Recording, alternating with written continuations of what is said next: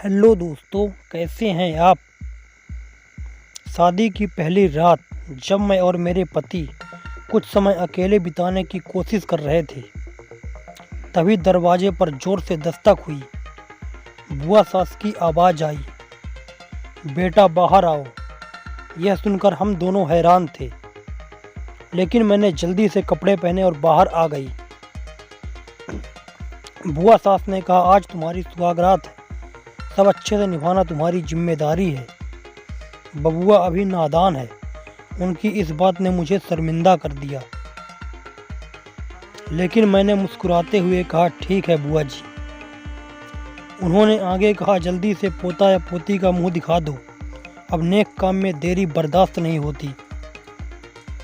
यह सुनकर मैं असहज हो गई, लेकिन चुप रही। शुरुआत के कुछ दिनों में घर में मेहमानों का आना जाना लगा रहा और हर बार कोई महिला आशीर्वाद देते हुए कहती, जल्दी से एक बच्चा दे दो। पहले तो मैं इस बात पर मुस्कुराती थी, लेकिन धीरे धीरे यह सुनकर परेशान होने लगी।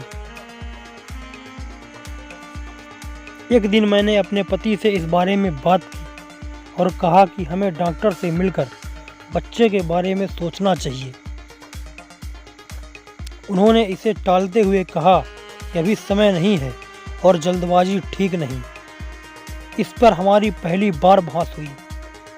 फिर एक दिन मेरी सास ने मुझे समझाते हुए कहा, बेटा जल्दी बच्चा पैदा करो, अगर कोई समस्या है तो हमें बताओ, हम डॉक्टर से बात करेंगे। मैंने साफ कहा कि मुझे कोई समस्या नहीं है, लेकिन अपने बबुआ अभी तैयार नहीं है। इससे घर में तनाव का माहौल बन गया, लेकिन ससुर जी ने स्थिति संभाल ली। ससुर जी ने समझदारी से कहा, आज के समय में बच्चों की परवरिश के लिए न केवल आर्थिक रूप से सक्षम होना जरूरी है, बल्कि उनके लिए समय और ध्यान देना भी उतना ही आवश्यक है।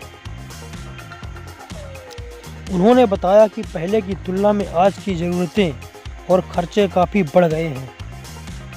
ससुर जी की बातों ने सभी को सोचने पर मजबूर कर दिया।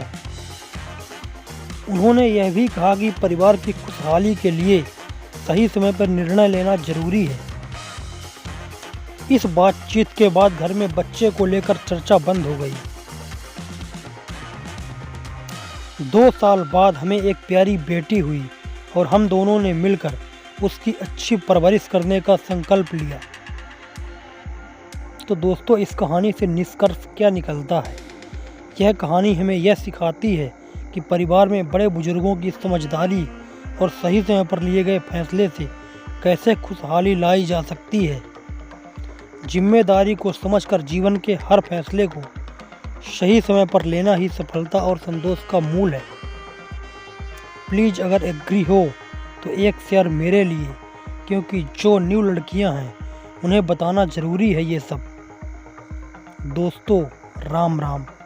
अगर वीडियो पसंद आए तो वीडियो को लाइक कर दें, चैनल को सब्सक्राइब कर लीजिए ताकि मेरी हर कहानी आप तक पहुंचती रहे।